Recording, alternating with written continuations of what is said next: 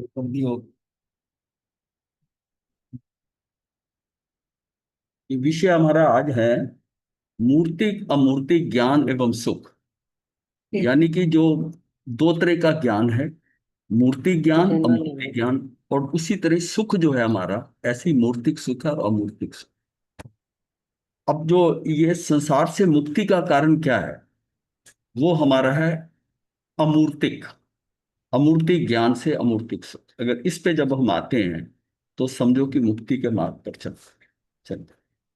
तो मुक्ति अमूर्ति ज्ञान व सुख जो है, इसको अपने को समझना है। इसको समझना है। इससे पहले हाँ, ये जो है ना, इससे पहले जो है, हम थोड़ा जानते हैं कि संसार से मुक्ति का मार्ग अतीन्द्रिय ज्ञान की प्राप्ति से प्रारंभ। हमने जाना कि अतीन्द्रिय सुख उसी पे होता है जिसके अतीन्द्रिय ज्ञान। अतीन्द्रिय सुख उसी के होता है जिसको अतीन्द्रिय ज्ञान हो। अतीन्द्रिय ज्ञान के लिए निर्विकल्प अवस्था की आवश्यकता। ये बड़ी इंपॉर्टेंट लाइन है। बस सार ये समझने की बात है कि सारा सार यही है कि अतीन्द्रिय ज्ञान के लिए निर्विकल्प अवस्था, यानी आकुलता व्याकुलता से रहित हो जाए चीज, तो उससे उसको अतीन्द्रिय ज्ञान। क्योंकि निर्विकल्पता की स्थिति में ही अमूर्ति ज्ञान उपलब्ध हो सकता है। अर्थात मनुष्य को संकल्प विकल्पों से हटना होगा। ये अभी तक पिछला विषय जो हमने लिया था उसके हिसाब से है, और पिछला शिविर भी इसी बात के ऊपर था कि हमको वहां से हटना होगा संकल्प विकल्पों से। हमने तीन कैटेगरी जानी थी ना, तीन विषय से एक विषय जो व्यवस्था में पड़ा हुआ है। आपका जैसा उपादान है वैसा निमित्त आएगा, उस व्यवस्था में आपको वैसे कार्यशील होना पड़ेगा। उसमें जिस तरह की व्यवस्था आती है आप कर सकते हैं। उसमें सिर्फ यह है कि आप नए कर्म का बंध ना होने दें। बाकी आपको तो वो करना ही पड़ेगा। जहां जहां जिसका करना है, जैसा देना है करना है, वो सारा व्यवस्था में पड़ा हुआ है। कहीं आप निमित्त बनते हो, कहीं दूसरा निमित्त बनता है। वो व्यवस्था के अकॉर्डिंग है। ये बहुत मतलब इसको तो समझ लेना कि ये हमारा समय, एक दिन भर का एक समय तो इस चीजों में जाए। और दूसरा जो समय हमारा दो है, दूसरा फैक्टर आता है, वो है कि हम जब वो नहीं कर रहे होते, हम खाली हैं, तो हम क्या करते हैं, हम संकल्प विकल्प करते हैं। वो क्या है, वो व्यर्थ का है और कर्म बंध का कारण है। वो हम व्यर्थ में कर रहे हैं। वो एक किस्म से बुद्धि का व्यायाम है। ये क्या, उधेड़ बुन, बुने भी जा रहे हैं उधेड़े भी जा रहे हैं, ऐसा होगा ऐसा होगा, एक चीज को हम पता नहीं कहाँ कहाँ से सोचते हैं। और उसी में हमारा आर्त, कभी कभी रौद्र ध्यान हो जाता है, आर्त और रौद्र ध्यान होता है। और ये समय हमारा बहुत खाता है, ये भी खाता है। और तीसरा जो जो सही बात बताई थी, आइडियल जो बात थी, वो ये थी कि तू जीव जीव में स्थिर हो जाए। अब इसका मतलब है कि एक एक नंबर वाला और तीन नंबर वाला, दो वो नंबर वाले को, इसको जो संकल्प विकल्प हो रहे हैं इसको अवॉइड कर। ये व्यर्थ का कर्म के बंधन बांधेगा और आपको तीसरे वाले में जाने नहीं देगा। संकल्प विकल्प हो रहा है तो उसमें नहीं जाएगा। ये फंडामेंटल इस बात को हम समझेंगे। और साधना का एक यही मार्ग है कि मुझे ज्यादा से ज्यादा समय, मुझे जो है वो अपने में ठहरने में आए, जीव जीव में रुक जाए, आत्मा का आत्मा के समीप आ जाना। उसी से ही उसका कार्य होगा, उसी से उसकी निर्जरा होगी, उसी से ही वो आगे बढ़ेगा, कषायों की कमी होगी। अंदर रुकना है। ये सारा ऑटोमेटिक खेल। बाहर रह रहे हैं, संकल्प विकल्प कर रहे हैं, तो कर्म का बंध, कर्म का बंध संकल्प विकल्पों से सीमित। क्योंकि निर्विकल्पता की स्थिति ही अमूर्ति ज्ञान उपलब्ध हो सकता है। अर्थात मनुष्य को संकल्प विकल्पों से हटना होगा, और उसके लिए आंतरिक स्थिरता कैसे लाई जा सके, इसके लिए सर्व इंद्रियों के ज्ञान का गोपन करना होगा। इंद्रियां क्या करती हैं कि इंद्रियों से जो ज्ञान, यानी कि हम इंद्रिय ज्ञान लाभ, इंद्रिय ज्ञान लेते हैं, उस इंद्रिय ज्ञान के अंदर क्या है कि वो फिर हम, कि ये अच्छा है ये बुरा है, प्रतिक्रिया करते हैं, तुलनात्मक होता है। और फिर संकल्प विकल्प चल पड़ते हैं, ये नहीं वो ठीक था ये ठीक था। तो अर्थात मनुष्य के संकल्प विकल्पों से हटना होगा, और उसके लिए आंतरिक स्थिरता कैसे लाई जा सकती, उसके लिए सर्व इंद्रियों के ज्ञान का गोपन करना हो। और इसके लिए मन की चंचलताओं पर नियंत्रण आवश्यक है। मन का ठहराव इंद्रियों के गोपन करने से अधिक कठिन है। मन का जो ठहराव लाना है वो इंद्रियों के गोपन, इंद्रियां तो बंद कर लेते हैं, कर सकते हो। इंद्रियां तो आपके कंट्रोल है, उनके दरवाजे हैं, वो आप बंद कर सकते हो उनके। सिवाय जो कान है, सुनने की स्रोत है, इसका दरवाजा कोई नहीं रोकने का। तो इसको हम बाहर से रोक देते हैं कि कोई बोले नहीं, कोई शोर नहीं, कुछ ऐसा। बाकी बाकी सब है, आंखें बंद कर लो। उसमें क्या है, आंखें बंद करके बैठ गए, मुंह बंद कर लिया, उसी से कहोगे। शरीर में आप अलग होकर बिल्कुल एकांत में बैठ गए, स्पर्श भी खत्म हो गया। तो इससे क्या है कि हमारा सारी चीजें ठहर सकती, ठहर सकती। पर ये मन का ठहराव जो है ना, ये बहुत जरूरी है। ये बहुत, मनुष्य अपनी संकल्प शक्ति से इस दिशा में बढ़ सकता है। अब मन को रोकने के लिए संकल्प शक्ति चाहिए। मन तो बार बार दौड़ता है चंचलताओं के कारण। तो मनुष्य अपनी संकल्प शक्ति से इस दिशा में बढ़ सकता है। इसके लिए उसे अपनी क्षमता पर विश्वास स्थापित करना होगा कि हाँ मैं कर सकता हूं। अगर यही मन में हम सोचते रहे कि मन तो काबू में ही आता, मेरा मन तो, मैं तो टिकता ही नहीं, मैं तो ठहरता ही नहीं, तो फिर कब ठहरेगा? ये तो उसको ये अपने अंदर ये विश्वास पैदा करना पड़ेगा कि धीरे धीरे मैं मन को रोक सकता हूं, मैं मन से होता। और उसका एक तरीका ये होता है कि मन को तोड़ दो। मन को तोड़ना कैसे होता है? मन जो चाहता है वो मत करो। मन जो चाहता है, मन मन की इच्छा होती है कि ठंडा पानी पिया है, गर्म पानी पी लो, उल्टा कर, गर्म पानी पी लो। गर्म चाय पीना चाहता है, ठंडा पी लिया। उल्टा करें जो मन कहता है उसका।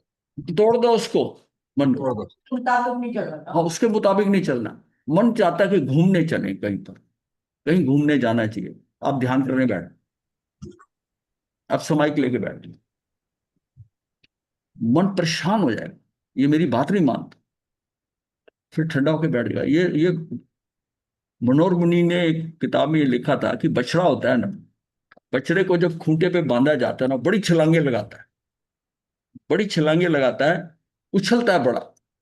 और जब थक हार जाता है ना, चुपचाप वहीं बैठ जाता है, चुपचाप ही बैठ जाता है।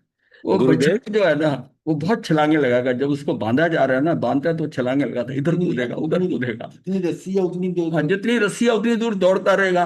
अब रस्सी की तो सीमा है, वो छलांगे लगाता रहेगा, पर आफ्टर ऑल वो थक हार जाएगा, थक हार जाएगा तो चुपचाप आगे वहां बैठ जाएगा, खूंटे पे पास बैठ जाएगा। गुरुदेव। हाँ जी। गुरुदेव, एक आवाज होती है ब्रह्मांड की, हाँ ये 24 घंटे चलती रहती है। हाँ अगर हम उसको सोचें, उसकी तरफ ध्यान दें, तो आपको हाँ सुनाई देती है, नहीं तो सुनाई नहीं देती। हाँ ठीक है। अगर आदमी उस ब्रह्मांड की जो झिंगर जैसी आवाज होती है, चर चलती रहती है, हाँ अगर उसको सुने तो आपकी ये व्यवस्था उसमें भी आ सकती है कि आप बाकी ध्यान से निकल जाते हैं। लेकिन देखिए, वो जो सुनाई देता ना, वो बहुत सूक्ष्मता पे जाना पड़ता। हमको तो बड़ा देसी सा मेथड होगा।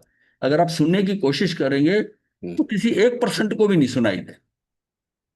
हम तो वो बात कर रहे हैं कि जर्नलाइज हो, जो कि हम कर सकते हैं। कि छलांगे मारेगा, उसका मन करेगा कि आज जो है ना, जैसे ग्रस्त में होते हैं कि आज तो आइसक्रीम खाई जाए, खाने के बाद आइसक्रीम खाई जाए। फिर डिसीजन लो कि नहीं खानी, नहीं खानी, कॉफी पी लो। गुरु गुरुदेव, आप ये कैसे कहते हैं कि 1% ही है, बाकियों को सुनाई नहीं रीजन देता? ये है कि वो इतनी बारीकी से वहां तक जाना जो है ना, स्थिरता तक आने का, अंदर कितनी शांति होगी। उसका तो वैसे ही काम हो गया। जो उस साउंड को सुन सकता है, वो कहाँ तक पहुंच गया है, वो कैसे पहुंच गया है। यहाँ तो ब्रह्मांड में तो ओम का भी जो है नाद होता रहता है, नाद। ओम जी। का नाद होता रहता है, कितनों को सुनाई देता है। हम्म। ये एक्सपेरिमेंट किया गया। एक जो है, उसने अपने मित्र से कहा, डॉक्टर ने, उसने कहा कि मेरा मन नहीं लग रहा, काम करने में टिक नहीं रहा। तो उसने उसे कहा कि तू समुद्र के किनारे जाके बैठ जा, और जी। उस दिन तूने कुछ नहीं सोचना। और उसको 4-5 पर्चियां लिख के दी, और ऐसा कहा कि ये तूने 3 घंटे घंटे बाद खोलना है, ये 6 घंटे बाद खोलना है। वो बैठा बैठा, पहले ना उसको समुद्र की बहुत आवाज सुनाई दे रही थी, जोर जोर से, किनारे पे बैठा। थोड़ी देर बाद उसको ना सुनते सुनते सुनते वो शांत हो गया। अब उसको बहुत बारीक सी आवाज सुनाई देनी। फिर उसको दूर बैठी चिड़िया, पेड़ पे बैठी, उसकी हल्की सी आवाज है। मतलब उतनी गहराई में वो जाना शुरू हो गया बैठकर, 3 घंटे के अंदर, 4 घंटे। उसका पूरा 12 घंटे का सिस्टम, 12 घंटे के अंदर उसको असली जो अंदर अपनी आवाज है ना, वो अपनी जैसे दिल की धड़कन है ये भी सुनाई देने लगी। हमें बाहर का नाद की बात नहीं मैं कर रहा हूँ, यहाँ आपके साथ जो लगा हुआ दिल धड़क रहा है, इसकी आवाज सुन लो, वो सुनाई देती है आसानी से। वो आपके पास है और आप फील कर रहे हो कि ये धड़क रहा है, और फिर भी उसकी आवाज नहीं सुनाई देती। ये हम इतने सूक्ष्म होकर इतनी गहराई में चले गए हैं, तब जाके सुनाई देती है। और वो जो पूरा ब्रह्मांड की आवाज है, उसको सुनने के लिए हमारा अंदर से कितना नाद, उसको पकड़ने के लिए हम कितना अंदर चले जाएंगे तब जाके।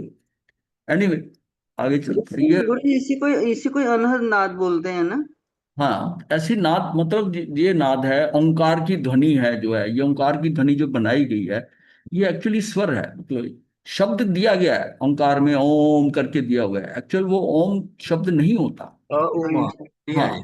हाँ, वो शब्द नहीं होता, वो स्वर है। ये बिल्कुल वैसी है जैसे फायर ब्रिगेड की गाड़ी आती है, तो जब बचपन में स्कूल में पढ़ते थे ना, फायर ब्रिगेड की गाड़ी आई, टन टन टन करती आई, और टन टन थोड़ी कर रही है, वो जो घंटी बज रही है उसको हमने शब्द दे दिया टन टन। वो आवाज सुनोगे तो टन टन थोड़ी है, वो टन टन उसका मिलता जुलता शब्द दे दिया। डिफ्रेंशिएट करने के लिए ना, हाँ, दूसरी आवाजों तो से। टन टन दे दिया, टन टन शब्द। हाँ, टन टन है, लेकिन वो उसको शब्द नहीं दे सकते। वो ध्वनि जो है ना, ध्वनि है जो स्वर है, उसको कैसे बताएंगे?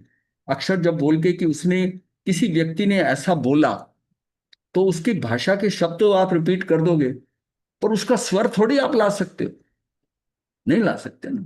कि वो क्या, क्या बोला, उसकी उसकी वॉइस क्या थी, स्वर क्या था, वो नहीं आप ला सकते। उसने बोला क्या ये बता सकते हो, बोला वो बता सकते। ये फर्क है, ये शब्द में। हाँ जी। तो बहुत सूक्ष्म में जाएगा। हाँ, वही वही जाएगा, वही मैं बात करूँ ना, वो तो बहुत आगे का खेल है कि ब्रह्मांड को सुन के लगा। गुरुदेव, गुरुदेव घंटी, छोटी छोटी घंटियों की आवाज भी होती है, छोटी छोटी बारीक, इतने से उसको बहुत बारीक बारीक घंटियां उसको बजती हैं। शब्द कैसे देंगे? शब्द तो उसका मिलता जुलता शब्द दे रहे हाँ हो। जी, वो तो हमने हमने समझाने के लिए, हाँ, समझने के लिए क्योंकि से वो सोच स्वर रहे है, हैं वो ना। अलग चीज है। उसको, अब मैं ये कह रहा हूं कि उसके अंदर मीठा है, ये चीज कितनी मीठी है, वो जो मीठापन है उसको शब्दों से कैसे दोगे? वो समझाया नहीं जा आप ये सकता, वर्णन नहीं कहोगे किया जा कि सकता। चीनी जैसा मीठा है, गन्ने हाँ। जैसा मीठा है, कैसा हम्म। मीठा है, किसी फल के अनुसार मीठा, कि ये ऐसा मीठा है। पर एग्जैक्टली वो जो मीठा है उसको मीठे को बता थोड़ी सकते हो। हाँ जी। आपको आत्मा का सुख प्राप्त हुआ, बहुत आनंद आया, पर एक्चुअल में जो आया उसको आप शब्दों में कैसे बताओगे? नहीं बता सकते। अनुभव तो हाँ, कर्म की इसीलिए प्रकृति हो गया केवलियों ना। को जितना केवल ज्ञान में जितना उनको दिखाई दे रहा होता है, जो कुछ उनको पता होता है, इवन वो भी शब्दों में बता नहीं पाते। शब्द सीमित हैं, शब्द सीमित है, उसमें बताया नहीं जा सकता। जितना वो अनुभव फील कर रहे हैं, जितना उनको पता हो रहा है, शब्दों में आप वो उतना नहीं बता सकते। शब्दों में, शब्द, ये हम कहते हैं, इसलिए भाव पकड़ ले। भाव अगर पकड़ लिए तो आप अपने शब्दों में बता दोगे, शब्दों में बता दो। बाकी आप ये कहो कि वो ऐसा अनुभव हुआ है, वो कैसे बताओगे आप अनुभव को? जिसको, जिस जीव को हुआ है, उसको, जिसको खुद को अनुभव हुआ, वो अपने अनुभव को नहीं बता सकता, तो दूसरे के अनुभव को कैसे बताएगा? यानी आगे चलते हैं, इंद्रियों का ज्ञान का गुरुदेव, वो। हाँ गुरुदेव जी। एक चीज, जो पहली लाइन है आपकी, संसार से मुक्ति का मार्ग अतीन्द्र ज्ञान की प्राप्ति से प्रारंभ होता है। हाँ, बिल्कुल तो ये अतीन्द्रिय। अतीन्द्र ज्ञान जो है और ये सम्यक दर्शन जो है, इसमें क्या मतलब, क्योंकि ये सम्यक दर्शन में अतीन्द्रिय, सम्यक दर्शन अतीन्द्रिय ज्ञान से ही होगा।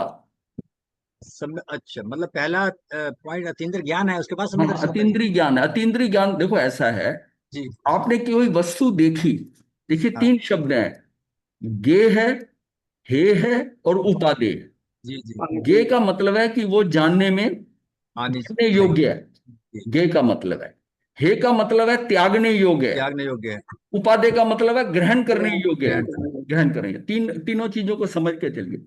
अब गे को, जब मैं कोई वस्तु, मेरे सामने कोई कुर्सी आ गई, माली कुर्सी आ गई, उस गे को मैंने देखा, वो गे है, तो मेरा ज्ञान जो है वो ज्ञाकार हो गया। क्या करो, उसकी तरह बन गया, मेरा, ठीक है। हाँ, वो गे जो है वो ज्ञानाकार नहीं हुआ, उसको वो तो ज्ञान ऐसे ही नहीं रहा। हुआ। वो तो ऐसे वो ही रहा। गे, मेरे ज्ञान जो है वो ज्ञाकार हो गया। मेरा ज्ञान किसके थ्रू हुआ? आंख के थ्रू। आंख ने उसको देखा, उसने पिक्चर प्रोजेक्ट मेरी रेटिना पे की, रेटिना ने प्रक्षेप करके मेरे अंदर आत्म प्रदेशों पे डाल दी। और बचपन में मैंने देखा कि मुझे पता है कि चार टांगों पे ऐसी जिसकी बैक होती है उसको कुर्सी कहते हैं, वो ऑलरेडी रजिस्टर है। चार टांगों में जिसमें बैक रेस्ट नहीं है वो टेबल होती है, वो बड़ी होती है। ये चीजें मैंने बचपन में टॉय से, उससे देख देख कर, बातों से ये डाटा मेरे पास था। जैसे ही वो पिक्चर बनी, पिक्चर बनी आपके आत्म प्रदेश में, फट से अंदर जवाब आ गया, तो कुर्सी है, कुर्सी है ना। वो ज्ञान तो आपका पड़ा है ना। इस तरह की जो पिक्चर बनी है ये कुर्सी है। आपका जो ज्ञान है, जो है ज्ञान है, वो ज्ञाकार हो गया, पर ये पौद्गलिक हुआ। बाहर की पिक्चर आपने देखी पौद्गलिक।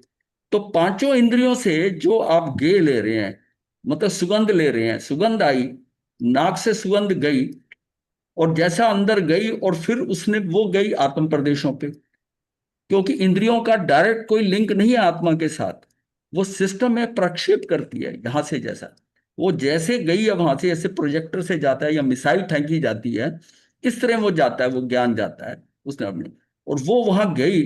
नाक जो है वो तो पोस्टमैन का काम करता है, इधर से सुगंध ली और उधर फेंक, अंदर पहुंचा उसकी। तो वो जो अंदर गई है, अब उसको देखना है कि उसमें ये तो गुलाब की सुगंध है, ये तो गेंदा की है। तो आपके यहाँ जो आपकी लाइब्रेरी के अंदर सुगंधों का रिकॉर्ड पड़ा हुआ है, उसने फट चेक करके फट से एकदम उसी समय आपको हो गया कि ये तो गुलाब की सुगंध है। परफ्यूम को देखते ही आपको अच्छी लगी, बुरी लगी, तो वो आप बता देते हो, बता। ये जो है ना, इसका मतलब है कि आपका जो ज्ञान है ना, वो गंधाकार हो गया। उसमें वही आत्म प्रदेश जो गंध को लेके गंधाकार हो गए। ये जैसे अब आप जो बाहर से इंद्रियों से लाकर उस पर डाल रहे हो, ये ज्ञान जो है, ये पौद्गलिक है, ये मूर्तिक है। और आप अपने आत्म प्रदेश को अंदर मूर्तिक करते जा रहे हो। इससे आपको क्या होगा कि आकुलता व्याकुलता होगी, ये है, ये नहीं है, ये पहले वाला अच्छा था, ये सुगंध अच्छी नहीं है, जो पहले सेंट की शीशी आई थी वो ज्यादा बेटर थी, ये कपड़ा ज्यादा बेटर है, जो देख रहे हैं ये अच्छा है, ये खराब है। इंद्रियों का ज्ञान से आप ऊहापोह करोगे, संकल्प विकल्प आए।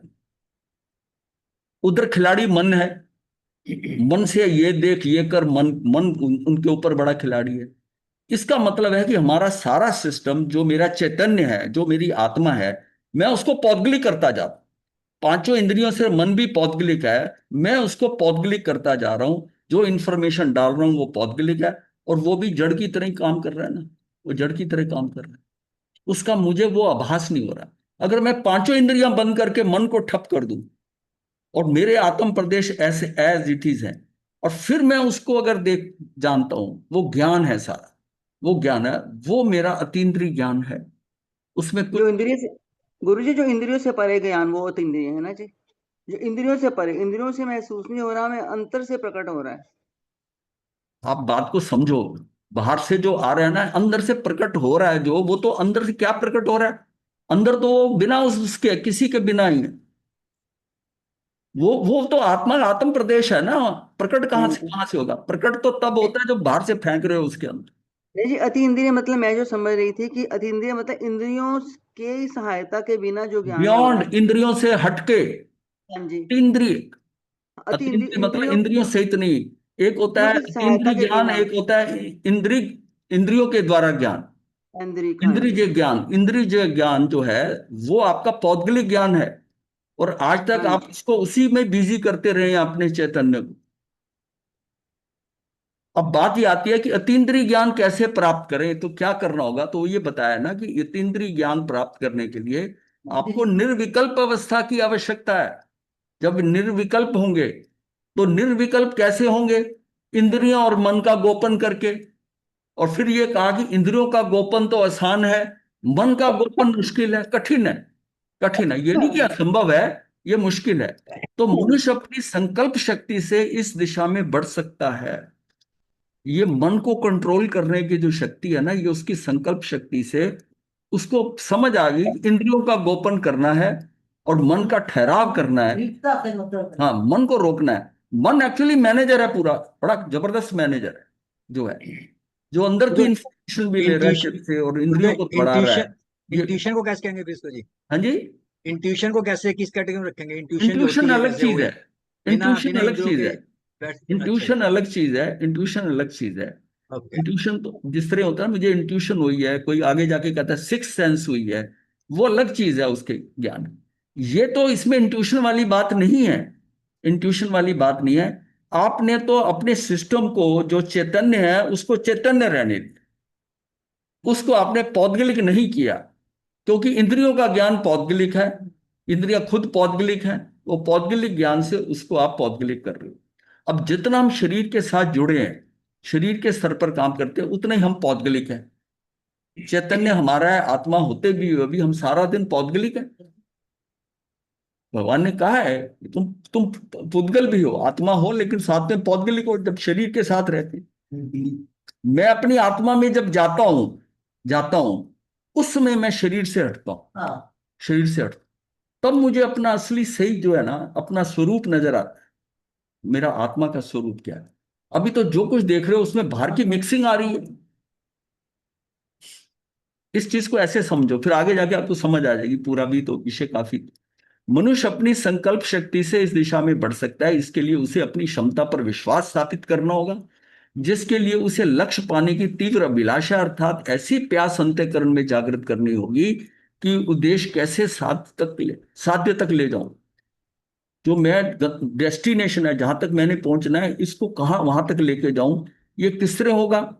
मेरी ना उस लक्ष्य को पाने की तीव्र अभिलाषा। अभी तो हमें मुक्ति की अभिलाषा ही नहीं हुई है। मतलब ये संयम भी ले लिया, देखा देखी ले ली, बाहर की इच्छा वो ले लिया। मतलब ये पता है कि इसमें कुछ अच्छा है, कई चीजों से छूट जाएंगे, पर अभी तीव्र अभिलाषा, तीव्र अभिलाषा अर्थात ऐसी प्यास, अंदर प्यास पैदा हो जाए अंतःकरण में, वो जागृत करनी होगी। उद्देश्य कैसे साध्य तक लेके जाएं। जब तक वो प्यास जागृत नहीं हुई ना, तो सब जो है ना, वो मंद मंद चलेगा। हम अपने में खुश हैं, बस ठीक है, मंद मंद है। जैसे एक आदमी को ना पैसा प्राप्त करने की प्यास होती है ना, वो कितनी मार धाड़ करता है, उसका लक्ष्य होता है कि पैसा इतना कमाऊं, मेहनत करता मेहनत करता है। और एक आदमी होता है जितने पा रहा है ना, वो संतुष्ट है। अध्यात्म में तो हम अच्छा समझते हैं, लेकिन उसी कोई अगर इस लाइन में समझे कि मुझे मुक्त होना है। जैसे आचार्य भगवान को कभी सुना हो आपको, कहते हैं मुझे बड़ी प्यास थी कि महावीर की क्या साधना है, क्या है। विपश्यना की, ये किया, पता है कितने कितने लोगों के ध्यान करा, पर किसी से सेटिस्फाइड नहीं लगे। और फिर फाइनली वो इस जगह पर पाए। इस जगह में उन्होंने वो साधना भी जो डीलिट की है, ये पीएचडी करी थी, वो भी इसी धर्मों को लेकर, ध्यान साधना के ऊपर ही था उनका विषय जो था। अन्य धर्मों में जो जैन धर्म का, उसका सारा उन्होंने विश्लेषण किया था। वो करते करते वो महावीर के उसके ऊपर पहुंच गए। टारगेट था उनका शुरू से कि भाई मुझे महावीर की साधना जो उन्होंने किया उस पर साधना पे पहुंच। और आज वो उसी साधना में लगे हुए। तो ये बात ये समझ में आती, ये सारा विषय उसी के ऊपर ही है कि ये जो है कि हमें लक्ष्य पाने की तीव्र अभिलाषा, क्या मुझे मुक्त होने की तीव्र अभिलाषा हो गई है क्या? यही संवेग है। ये तीव्र अभिलाषा हो गई है क्या? अर्थात ऐसी प्यास अंतःकरण में जागृत करनी होगी कि उद्देश्य कैसे साध्य तक ले जाए।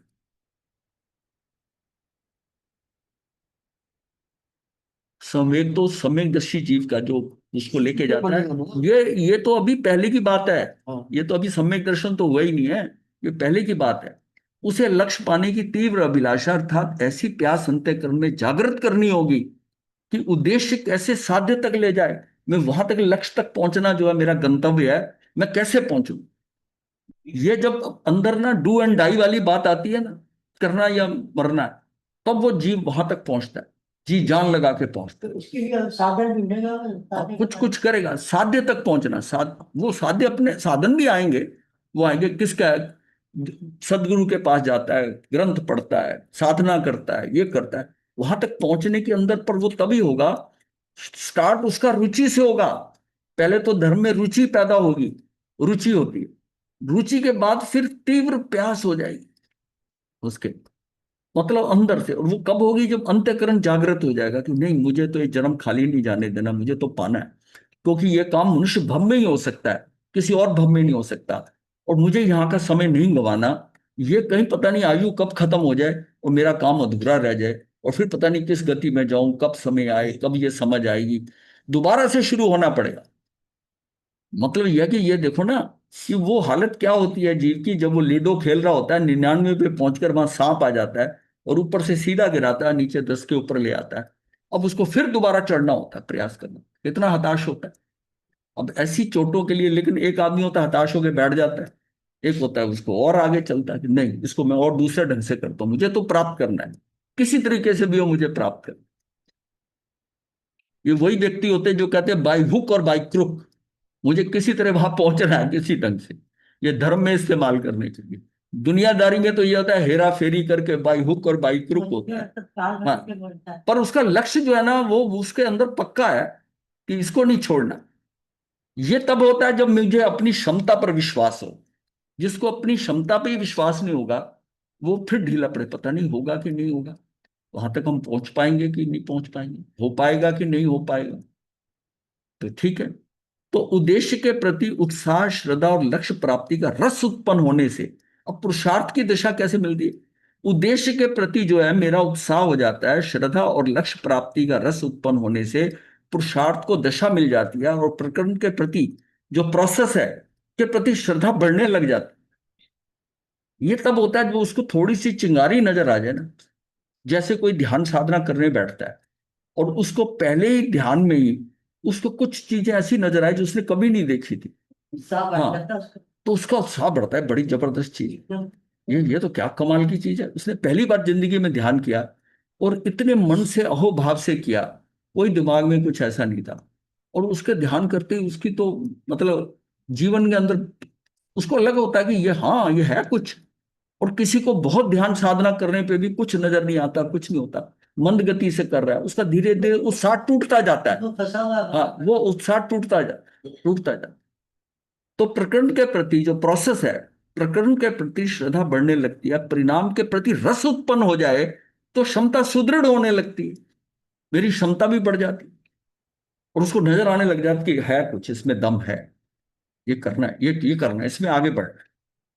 तो ये जो अंदर होता है ना कि इसको पाना है, इसको विजय करना है किसी तरीके से, जबकि उसको ये नजर आती है कि ये हार हो सकती है, पर वो कहता है नहीं, मुझे इसको करना है, पाना है किसी तरह। तो क्या परिणाम के प्रति रस उत्पन्न हो जाए, रस क्यों होगा, उसका उसने नजारा देख लिया हल्का सा, तो क्षमता सुदृढ़ होने लगती है, लक्ष्य के प्रति प्रयास बढ़ने लगते हैं। मन को बिना इच्छा के यदि कोई चाहे कि उसे किसी कार्य में लगा दिया जाए तो यह संभव नहीं है। आपका मन को बिना इच्छा के किसी कार्य में यदि कोई चाहे कि लगा दूं, वो कार्य में नहीं लगे। उदाहरणतः मधुमक्खी को जब रस मिलेगा तो वह फूल पर मंडराएगी, रस मिलेगा उसे नजर आता है, यदि रस नहीं मिलेगा तो वह नहीं आएगी। देखा गया है कि मधुमक्खी पहले फूलों पर जो है ऊपर ऊपर उड़ती है, गुनगुनाती है, रस खोजती है, फिर किसी फूल पर रस ग्रहण करने के लिए जुट जाती है, और जब रस मिलने लगता है तो बिल्कुल मौन, शांत, ऐसा लगता है कि फूल पर लीन विलीन हो जाती है। हाँ, वो लीन विलीन होती जा रही है, पूर्णतः निष्पंद निश्चेष्ट हो जाती है। फिर तो लगा इस पत्ती के साथ वो चिपक गई है, जैसे उसको रस आने लगा और वो उसमें मस्त हो। जिसको जैसे घोड़े को लेके जाते हैं ना, जिस घोड़े को बहुत प्यास लगी हो नदी में, वो मुंह डालता है उसमें, पानी खूब पीने लगता है, हल्का कोई शोर वोर हो ना। जिसको कम प्यास लगी होती है ना, वो थोड़ी सी आहट होती है ना, फिर मुड़ के देखता है, फिर आहट देखता है, फिर है कोई थोड़ी सी आवाज होती है। लेकिन जिसको प्यास में आनंद आ रहा था, बड़ी प्यास लगी हो, वो परवाह ही नहीं कर रहा हो, वो मुंह डाल के उसको पीता जाएगा, पीता जाएगा, पीता जाएगा। हमारा मन भी मधुमक्खी की तरह है, प्रारंभ में ऊपर ऊपर की ओर मंडराता है, अर्थात भटकता रहेगा, गुनगुनाता रहेगा, किंतु जब रस मिलेगा तब उसकी सब गुनगुनाहट बंद हो जाएगी। आपको किसी डिश में भी ना, मान लिया स्वाद नहीं लगा, किसी ने करा, आपको मजा नहीं आया, पर एक बार उसको जस्ट चखा और उसको रस आने लगा, और फिर आपको प्लेट में डाल लेना, वही डालोगे, और दोबारा एक्स्ट्रा लेनी होगी तो वही लेके आओगे उसमें से, क्योंकि उसमें रस आ गया आपको, ये बढ़िया है। तो रस मिलेगा तब उसकी सब गुनगुनाहट बंद हो जाएगी, भीतर लीन होता चला जाएगा। एक रस एक रूप हो, आत्मा में लीन हो, वो आत्मा बन जाएगा, वो आत्मा में टिक जाएगा। उसको एक बार रस आ गया आत्मा में। अभी हमें ना रस जो है, जब तक बाहर रस आ रहा है, पांचों इंद्रियों के जो रस हैं वो बहुत अच्छे लग रहे हैं, मुझे अंदर का रस चखा नहीं है, मुझे अंदर का रस आ नहीं रहा है। और जिसको कोई पहले स्ट्रोक में अंदर का रस आ जाए वो बाहर छूट जाएगा, बाहर से छूट जाएगा। बात है रस आने की। जिसकी काल लब्धि परिपक्व हो गई है समय में, उसने जल्दी हो जाना है उसका, उसको रस आ जाएगा।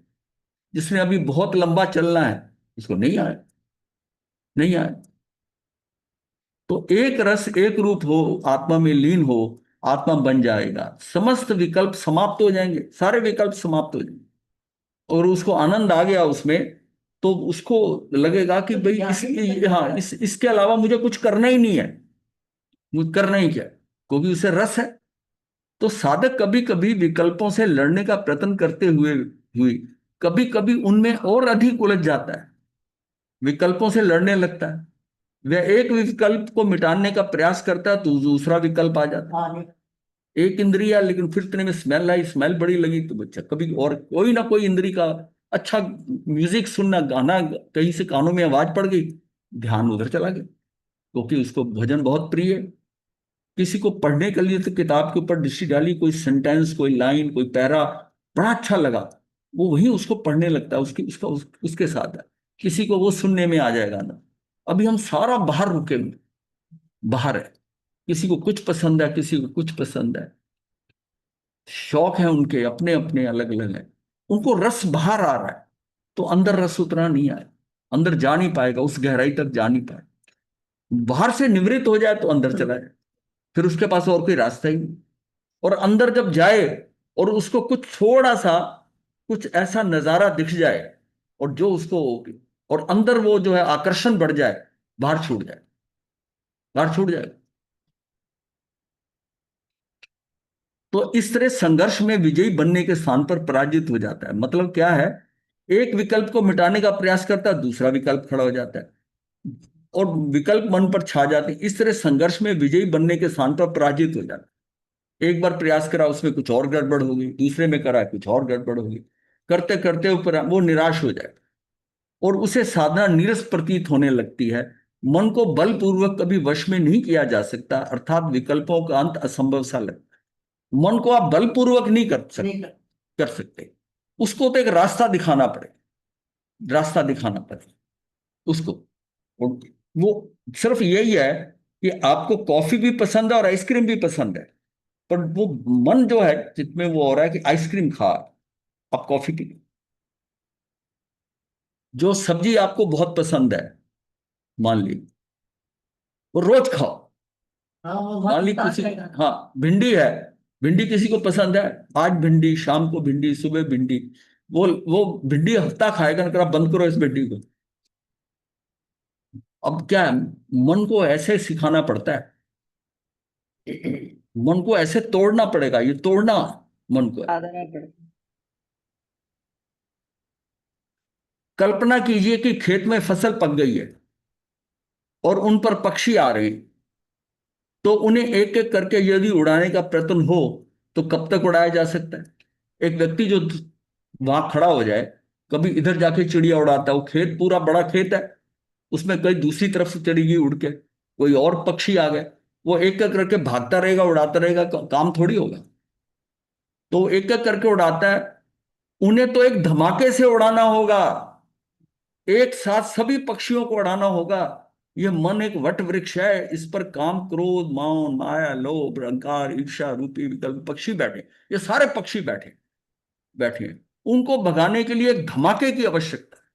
यह धमाके की बात ही मन को रस में डुबो देने की बात है। यदि मन रस में डूब जाता है तो विकल्प समाप्त हो जाते हैं, वह भी एक ही साथ। गुरुदेव इसमें एग्जाम्पल आता है धन्ना सेठ का। गुरुदेव धन्ना सेठ एक दफा में ही करता है सर, जो आप समझा हाँ रहे हैं। वो नहीं, वो हाँ वो है, वो तो एक ही बार में वो कर रहा है, एक एक करके उसका रस पड़ा हुआ है।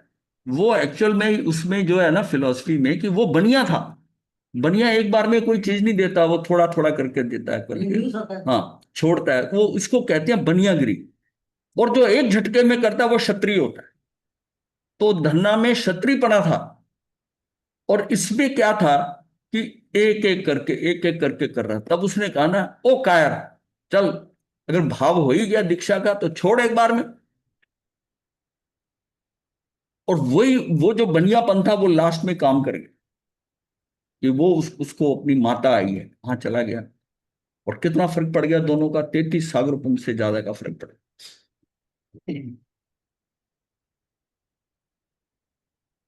तो ये जो है ना, मतलब उसको तो एक धमाके से, ऐसी साउंड के सिस्टम होते हैं, वो धड़ाका करते हैं बड़ी जोर से, जैसे आवाज खेतों के अंदर ना, सारे पक्षी उड़ जाए, सारे उड़ेंगे। अगर आपने एक एक दो दो को उड़ाने लगे। क्योंकि एक उड़ाओ तो दूसरा आता है, हाँ। दूसरे उड़ाओ।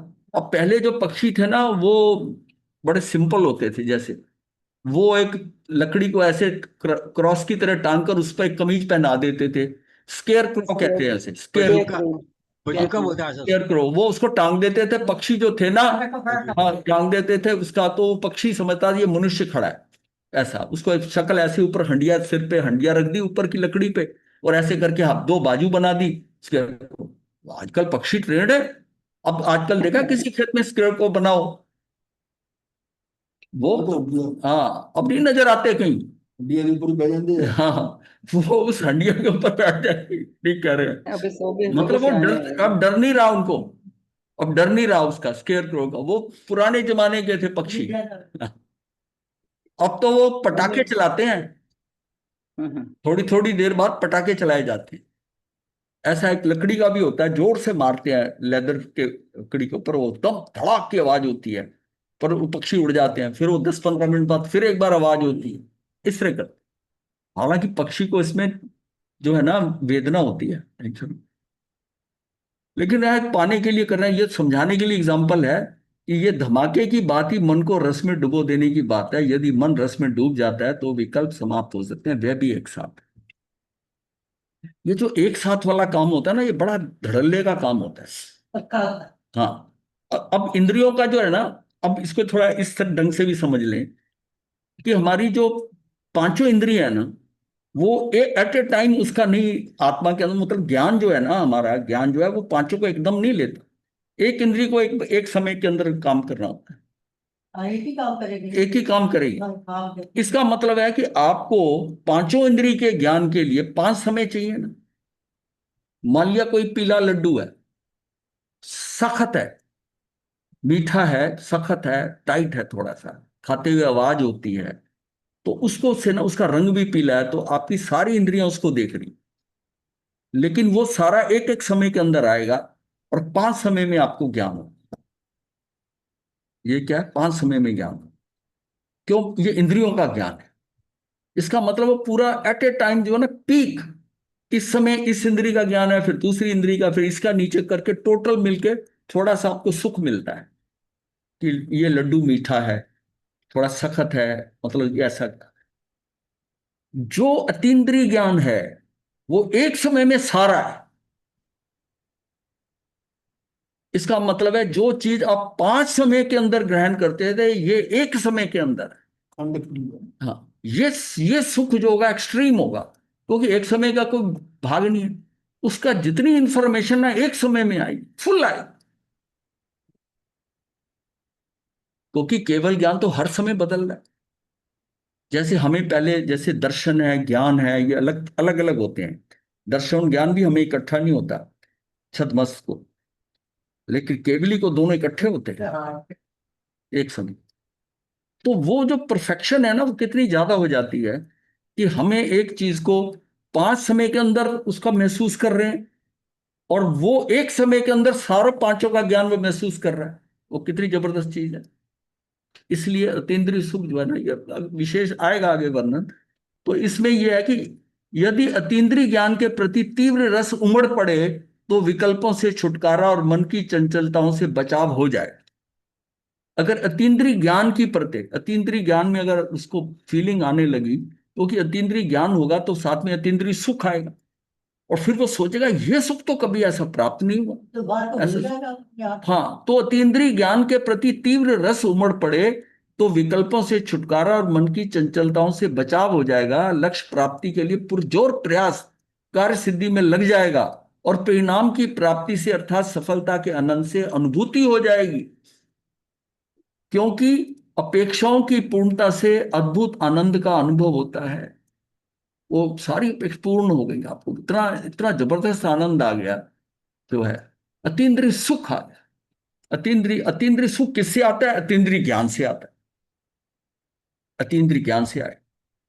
तो प्रथम सफलता ही मुक्ति के मार्ग की ओर बढ़ाती चलती जाती। पहली सफलता अगर होगी ना, पहली बार हमें कुछ प्राप्त हो गया किसी साधना में, किसी ज्ञान में, उसको बस फिर आप उसको पकड़ लो, तो प्रथम सफलता ही मुक्ति के मार्ग की ओर बढ़ाती चली जाती है। निष्कर्षतः इंद्रियां एवं मन का नियंत्रण की आवश्यकता है। इसका मतलब है कि निष्कर्ष क्या निकला कि इंद्रियों एवं मन का नियंत्रण की आवश्यकता है, और इसके लिए दृष्टि को बाह्य भौतिक संसार से हटाकर अपनी आत्मा की ओर धीरे धीरे केंद्रित करते जाना है। अनावश्यक गयों से हटते जाना होगा। इसके लिए अधिक से अधिक भीतर ठहरना होगा। इससे बाहर से बचाव स्वतः होने लग जाएगा। बाहर का नियंत्रण भीतर से ही आसानी से उपलब्ध हो सकेगा। इसलिए अटूट श्रद्धा, तीव्रतम रुचि, समस्त प्रक्रिया के प्रति रस जगाना पड़ेगा। ये बहुत जरूरी है। ऐसा विश्वास कि इन सबसे लक्ष्य की प्राप्ति अवश्य होगी। ये सब मैं कर लूंगा, लेकिन इसके लिए अटूट श्रद्धा। अटूट श्रद्धा कब होगी? जब आपका दर्शन मोहनी कि कितना शिवोपशम उपशम कितना हो रहा है, उसके हिसाब से श्रद्धा अंदर पैदा होगी, और साथ में एक रुचि पैदा हो जाएगी, और समस्त प्रक्रिया के प्रति रस जगाना पड़ेगा उसकी जगह। ऐसा विश्वास कि मुझे अब कुछ नहीं, मुझे मुक्ति के सिवाय कुछ नहीं चाहिए, मुझे कुछ नहीं चाहिए मुक्ति के सिवाय, मुझे इंद्रिय सुख भी नहीं चाहिए, इंद्रियों के प्रति ये भी नहीं चाहिए। अनावश्यक जितना आपके शरीर को चलाने के लिए वही करना, सारी दृष्टि उसकी मुक्ति की तरफ लग जाए, और एक बार उसको रस आ जाए तब। जब तक रस नहीं आया सारा कुछ मंद मंद चलेगा बस। वो फिर होता है संयम पालना, आराधना नहीं होती। आराधना नहीं। फिर वो पालना करता है बस, वो समाचारी के अनुसार करे जा रहा है जितना हो सके। तो ये हमने ना ये भूमिका इसलिए बनाई थी कि आपको ना वो करने से पहले, मेन सब्जेक्ट करने से पहले, ये वो उसमें इतना समझ नहीं आएगा। ये सार निकल के आ गया कि कैसे हम प्राप्त करेंगे और कैसे होना है। अब उसकी थ्योरी जो है ना, ये सारी अब शुरू होती है। ये थ्योरी क्या है? तो ये है मूर्तिक अमूर्तिक ज्ञान एवं सुख, ये हेडिंग है।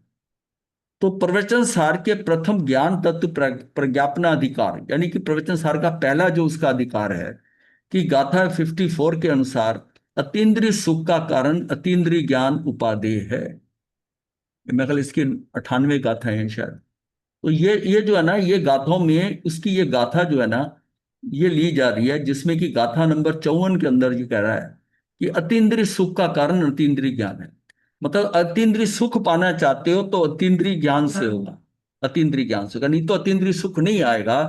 अगर इंद्रियों का ज्ञान होता रहा तो इंद्रिय तो इंद्रिय सुख आएगा, अतीन्द्रिय सुख नहीं आएगा। अतीन्द्रिय सुख प्राप्त करने के लिए अतीन्द्रिय ज्ञान की आवश्यकता है, और अतीन्द्रिय ज्ञान के लिए इसको उनका गोपन करना पड़ेगा, इंद्रियों का और मन का। उसका गोपन करेंगे तब ये इंद्रिय। इस गाथा 54 मतलब 54 से पहले गाथा 53 में कहा गया है कि पदार्थों के विषय में जो ज्ञान अतीन्द्रिय होता है वह अमूर्तिक होता है, क्योंकि वो आत्मा के स्तर का, वो ज्ञान जो होगा वो अमूर्तिक होगा। और जो इंद्रिय जन्य है, जो इंद्रियों ने जन्य होता है, वो मूर्तिक कहलाता है। इसी प्रकार अतीन्द्रिय और इंद्रिय जन्य सुख भी क्रमशः अमूर्तिक और मूर्तिक होता, उसी प्रकार से होगा। अगर ज्ञान उसका इंद्रिय जन्य है तो वो तो एक तो ज्ञान वो मूर्तिक होगा, और उसका जो सुख होगा वो भी मूर्तिक होगा। वो उस लेवल का सुख नहीं होगा जो हम अमूर्तिक सुख को पाना चाहते हैं। मूर्तिक ज्ञान और सुख शायपशमिक उपयोग शक्तियों और शायपशमिक इंद्रियों से उत्पन्न होगा। ये इंद्रियों को वो जो ज्ञान होगा, इंद्रियां जितनी सक्षम होगी वो क्या क्षयोपशम से होगा, जितना क्षयोपशम है। किसी की वो ज्यादा तीव्र होगा, किसी का हल्का होगा। अतः पराधीन होने से कदाचित है, मतलब उसमें वेरिएशन है, कभी है कभी नहीं, किसी के नहीं भी है। क्रम से प्रवृत्त होता है, प्रतिपक्षी सहित है, हानि वृद्धि से युक्त है, इसलिए हे है। इंद्रिय ज्ञान को हे कहा है कि इसमें हानि और वृद्धि, ये पूरी तरह ज्ञान हो ही नहीं रहा उसका, जितना। और अमूर्ति ज्ञान तथा सुख इससे विपरीत होने के कारण उपादेय है। ये ज्ञान मतलब ये ज्ञान जो अमूर्ति ज्ञान है तथा सुख इसके विपरीत होने के कारण उपादेय है। तो गाथा 54 के अनुसार, अब ये सारा ये गाथा 54 से पहले 53वीं गाथा का ये बताया इसका, और गाथा 54 में बताया गया है कि अनुसार देखने वाले को जो ज्ञान अमूर्तिक द्रव्यों को तथा मूर्तिक द्रव्यों में अतीन्द्रिय अर्थात परमाणु आदि को एवं क्षेत्रांतरित और कालांतरित आदि प्रच्छन्न पदार्थों को इस प्रकार समस्त स्वयं पर के ज्ञान को जानता है, वह क्या है? वो प्रत्यक्ष ज्ञान। अब इसको थोड़ा समझ लेते हैं कि ये गाथा में देखने वाले का जो ज्ञान है वो अमूर्तिक द्रव्यों को, अमूर्तिक द्रव्य है कौन सा? आत्मा जो है अमूर्तिक, और मूर्तिक द्रव्यों में अतीन्द्रिय अर्थात परमाणु आदि आदि को एवं क्षेत्रांतरित कालांतरित आदि प्रच्छन्न पदार्थों को इस प्रकार समस्त स्वयं और पर ज्ञेय को जानता है। क्षेत्रांतरित मतलब जो आपके सामने आपको दिखाई नहीं दे रहे, और कालांतरित मतलब है कि आपको जो दिखेगा वर्तमान का दिखेगा ना, आपको भूत का और भविष्य का तो नहीं दिख रहा। तो ये इसके लिए बताया कि क्षेत्रांतरित और कालांतरित आदि वो जो ऐसे चीज होती हैं वो प्रच्छन्न है।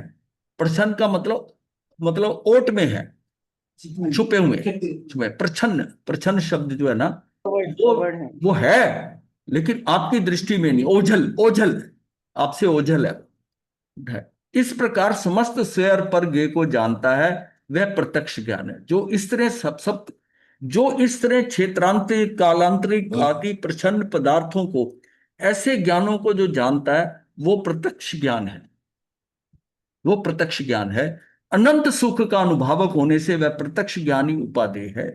जिस ज्ञान के अंदर जो चीज सामने नहीं भी है वो भी दिखती है, और जो अभी वर्तमान में नहीं है, भूत और भविष्य की है, वो भी दिखती है, वो प्रत्यक्ष ज्ञान है, वो प्रत्यक्ष ज्ञान, और वही उपादेय है।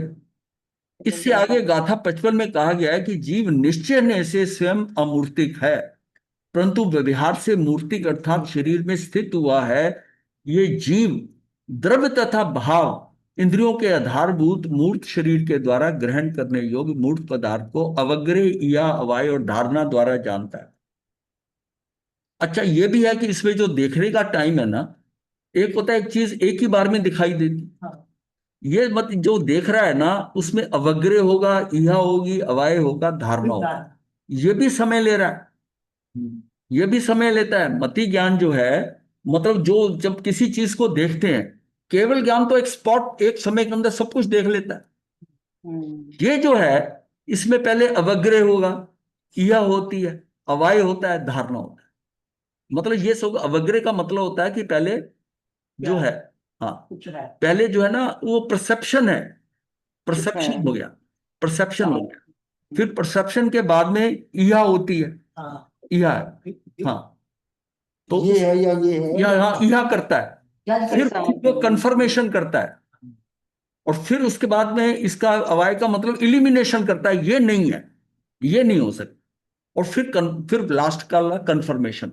साल्ट एनालिसिस होता था ना, तो प्रोसेस। हाँ, ये इसको हम कहते हैं पीसीईसी, हाँ, साल्ट एनालिसिस। पीसीईसी कहते हैं कि ये परसेप्शन है, परसेप्शन, कंसेप्शन, इलिमिनेशन और कंफर्मेशन। ये सिस्टम चलता था। इससे आप समझ जाएंगे बड़ी जल्दी कि पहले अवग्रह हुआ तो परसेप्शन हुआ, इहा हुई, कंसेप्शन आ गया, अवाय का मतलब इलिमिनेशन करना पड़ेगा, ये है ये नहीं है, और फाइनली क्या हो गया? कंफर्मेशन हो गया, फाइनल पक्का हो गया। हाँ, परसेप्शन, कंसेप्शन, इलिमिनेशन, कंफर्मेशन। मैं इंग्लिश में देखो, कई बच्चे समझाने के लिए कहीं ना, वो समझ कई बच्चे जो है ना वो अवग्रह या उनको ये शब्दों में फंस जाएंगे, ये अवग्रह या वाई क्या है, उसको ये समझ आएगा। अर्थात क्रम से जानता है, श्योपशम की अति मंदता और उपयोग के अभाव में नहीं भी जानता। श्योपशम का मतलब है कि ऐसा कि श्योपशम बड़ा मंद सा श्योपशम हुआ है, बहुत मंद है, नहीं पता चलता उसके लिए, उपयोग का अभाव से भी नहीं जानता, ये श्योपशम से होता है। ये हमारी इंद्रियों के अंदर जो है ना लब्धि और उपयोग, ये दो हो गया। वो इंद्रियां अगर है तो लब्धि और उपयोग लग रहा है ना, लब्धि और उपयोग। लब्धि किसकी है? शिवोपशम से, शिवोपशम से। और जो उपयोग है वो उसकी तरफ है कि उसके अंदर वो पूरा उसकी योग्यता को जान रहा है, उसमें क्रियात्मक योग्यता आ गई, उपयोग में जा रहा है।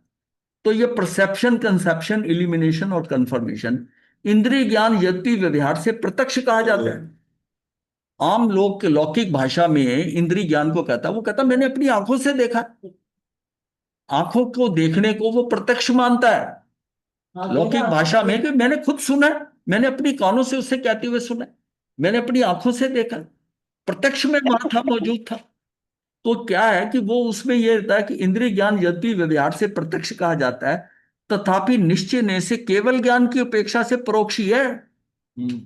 वो उधर सिर्फ केवल ज्ञान को प्रत्यक्ष माना है, केवल ज्ञान की अपेक्षा परोक्ष ही है। परोक्ष ज्ञान जितने अंश में सूक्ष्म पदार्थ को नहीं जानता उतने अंश में चित्त के खेद का कारण होता है। परोक्ष ज्ञान में जितने अंश में सूक्ष्म पदार्थ को नहीं जानता उतने अंश में चित्त के खेद का कारण होता है। मतलब हम कितना सूक्ष्म जानते हैं, जानते हैं। एक बच्चा है ना, वो 1 महीने के अंदर 1 उंगल बढ़ गया, 1-2 उंगल, तो उसमें ना अब हमारी दृष्टि में हमको तो रोज का रोज तो नहीं दिखाई देता है बढ़ रहा है। और जो व्यक्ति महीने बाद आता है, महीने 1.5 महीने, वो तो नहीं आता, इसकी लंबाई बढ़ गई, ये पहले से 1.5-2 इंच बढ़ गया, बढ़ गया है। अब वो जो बारीक बारीक जो सूक्ष्म बढ़ना है ना, वो सूक्ष्म जो है वो नजर नहीं आ रहा हमें, वो नहीं आ रहा। क्योंकि बढ़ तो हर समय रहा। हाँ, बढ़ तो हर समय, केवल ही वो बढ़त देख सकता है उतने चित्त में। मतलब कि ये क्या है कि इसमें उतने अंश में चित्त में उसका खेद का कारण है, कारण होता है, और खेद ही दुख है। मतलब जब आपको कोई चीज पूरी तरह नजर नहीं आ रही, उसकी सूक्ष्मता नजर नहीं आ रही, ये क्या, परोक्ष ज्ञान जितने अंश में सूक्ष्म पदार्थ को नहीं जानता, जैसे ने बच्चे की एग्जाम्पल दी है, उसको नहीं जानता, उतने अंश में चित्त के खेद का कारण होता है कि मेरे सामने बढ़ता रहा है तो मैं देख ही नहीं पाया उसे।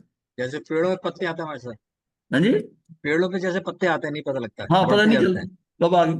और हाँ, हफ्ते के बाद देखो रे इसकी तो बढ़ पत्ते निकला, ये इतना बढ़ गया। हाँ, ये उसके एक्चुअल में पेड़ का वस्तुत्व गुण है। वस्तुत्व गुण ऑटोमेटिकली वो क्रियाकारित्व, अर्थ क्रियाकारित्व कर रहा है, वो बढ़ रहा है, रात में बढ़ रहा है, दिन में बढ़ रहा है। किसी उम्र में ये होता है कि बच्चे जैसे रात को सोए ना तो सुबह उठे कपड़े छोटे हो गए। रात को कद लंबे गर्मियों होते की हैं। छुट्टियों के बाद स्कूल की ड्रेसेस नहीं, ये बढ़ गए, ड्रेसेस नहीं। तो परोक्ष ज्ञान जितने अंश में सूक्ष्म पदार्थ को नहीं जानता उतने अंश में चित्त को खेद का कारण होता है, और खेद ही दुख है। अतः दुखजनक होने से इंद्रिय ज्ञान हे है, छोड़ने योग्य है। आगे इंद्रियों के अपनी अपेक्षाओं में भी प्रवृत्ति होना एक साथ संभव नहीं है। इंद्रियों की अपनी विषयों में भी प्रवृत्ति होना, मैंने बताया ना, एक साथ नहीं हो सकती सब, नहीं, इसलिए इंद्रिय ज्ञान को हे कहा। मतलब ये कमजोर ज्ञान है, एक्चुअल जो ज्ञान होना चाहिए वो नहीं हो रहा। फिर हम इसी में फंसे। हाँ, नहीं हो रहा। गाथा 56 के अनुसार है कि स्पर्श, वर्ण, गंध, रस और शब्द ये पुद्गल ही इंद्रियों के विषय हैं, उन्हें भी ये इंद्रियां एक साथ ग्रहण नहीं करती। जिस प्रकार सब तरफ से उपादेय भूत अनंत सुख का कारणभूत केवल ज्ञान के साथ समस्त पदार्थों को जानता हुआ सुख का कारण होता है, उस कारण वह इंद्रिय ज्ञान अपने योग्य विषयों का भी युगपत ज्ञान ना होने से सुख का कारण नहीं है। अगर कोई आदमी बात कर रहा है, उसके शब्द में सुने, जब तक उसका पूरा सेंटेंस वो भाव मुझे समझ नहीं आ जाता तब तक तो मैं ऐसा रहता हूं। अगर सारा केवल ज्ञान होगा तो वो सामने मेरे आएगा, मुझे एक समय में ये क्या कहना चाहता है, वो एक ही बार में पता मैं क्या कहना चाहता हूँ। वो उसके सुख का कारण क्या है कि उसको कोई टेंशन नहीं हो रही। अपने का जब तक वो बात कंप्लीट नहीं कर देता अपने को समझ नहीं आएगी, अपने को समझ नहीं आएगी। फिर उसको उसको भी बात करते हुए उसका चेहरा कैसा है, बात कैसे कर रहा है, एक्शन कैसे कर रहा है, वो हाव भाव है, वो भी अपने को है, वो सारे अलग अलग हैं। ये बताया ना कि स्पर्श, वर्ण, गंध, रस, शब्द ये पुद्गल की इंद्रियों के विषय हैं, उन्हें भी ये इंद्रियां एक साथ ग्रहण नहीं करती, ये एक एक समय में एक आएगा जिसमें रस रस की बात हो रही, गंध की हो रही है, वर्ण की हो रही है, क्योंकि ये सारे भाव हैं उसके। ये क्या है कि परमाणु इतना छोटा सा है, या पुद्गल हम कहते हैं बहुत छोटा सा एक पुद्गल है, पर ये डिवीजन तो सारी है ना उसमें, भावते तो सारा अलग है ना। जिस प्रकार सब तरह से उपादेय भूत अनंत सुख का कारणभूत केवल ज्ञान एक साथ समस्त पदार्थों को जानता हुआ सुख का कारण होता है, वो सारा का सारा जो है ना एक समय में सारा का सारा जान रहा है, तो उसमें जो आपको अनुभूति सुख की हो रही है वो एक समय में ही हो रही है, तो उसकी उत्कृष्टता तो बहुत ज्यादा होगी, हाई स्पीड हो गई, आपको सुख मिले। कई बार क्या होता है कि कोई व्यक्ति बात करे, चुटकुला ही सुनाए कुछ है, और उसकी वो कोई हंसे ना, तो वो कहता है शायद आपकी समझ में नहीं आया। क्या देखेंगे कि वो थोड़ी देर पॉज के बाद ना फिर ठाका मार के हंस पड़ा। क्यों? वो उस चुटकुले का पूरा अर्थ नहीं निकाल पाया, पहले तो वो शब्दों को सुन रहा था वो भाव से, और जैसे फाइनली उसने भाव सुना तो फिर वो उसने ठाका मारा कि अच्छा ये बात है। वो कहाँ मतलब इंगित कहाँ कर रहा था, वो जो शब्द थे वो किस तरफ इशारा कर रहे थे, वो जब इशारे को नहीं समझ पाता तब तक वो प्राप्त नहीं कर सकता इशारे।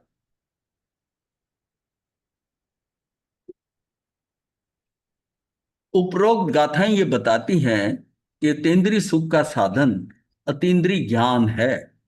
अतीन्द्रिय मतलब बेसिकली तो अतीन्द्रिय सुख हमारे लक्ष्य में है, अतीन्द्रिय सुख का साधन अतीन्द्रिय ज्ञान है, क्योंकि सुख का साधन बाह्य द्रव्य नहीं है किंतु निज ज्ञान ही है। ऐसा भी कहा गया है कि आत्मा में जब विकल्पों से दूर ऐसा जो ज्ञान सुख होता है जो अतीन्द्रिय भी है और अमूर्तिक भी है, वह उपादेय है।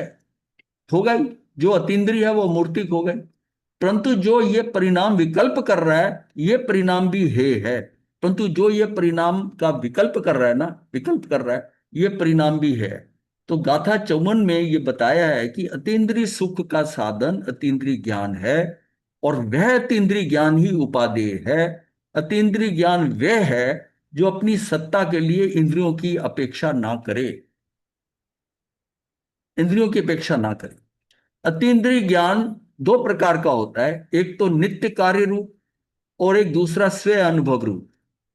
स्व अनुभव रूप अर्थात सहज शुद्ध आत्मा का अभेद ज्ञान जो अतीन्द्रिय ज्ञान है, ऐसा ज्ञान मानसिक ज्ञान नहीं है, और जो मानसिक ज्ञान है वो स्व अनुभव ज्ञान नहीं है।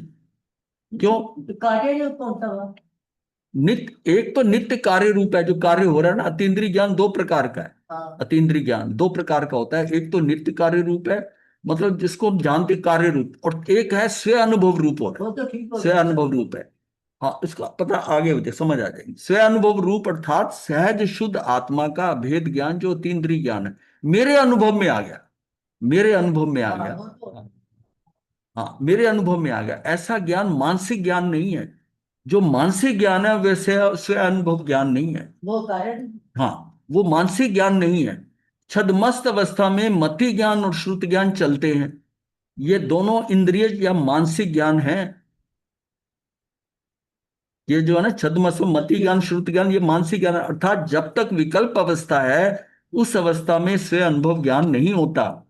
इंद्रियज ज्ञान के कारण से, इंद्रियज मतलब इंद्रियजन्य ज्ञान के कारण से अतीन्द्रिय ज्ञान हो जाए ये बात असंभव है। इसलिए मानना होगा कि केवल ज्ञान अथवा अतीन्द्रिय ज्ञान की उत्पत्ति का कारण कोई ना कोई अतीन्द्रिय ज्ञान ही होगा जो इंद्रियों से नहीं है ज्ञान। ये इंद्रिय और मन के निमित्त से पैदा होता है। आत्मा में नित्य प्रकाशमान सहज शुद्ध जो सामान्य तत्व है उसका ज्ञान जब पैदा होने को है तो मन के विकल्प निमित्त कारण पड़ते हैं।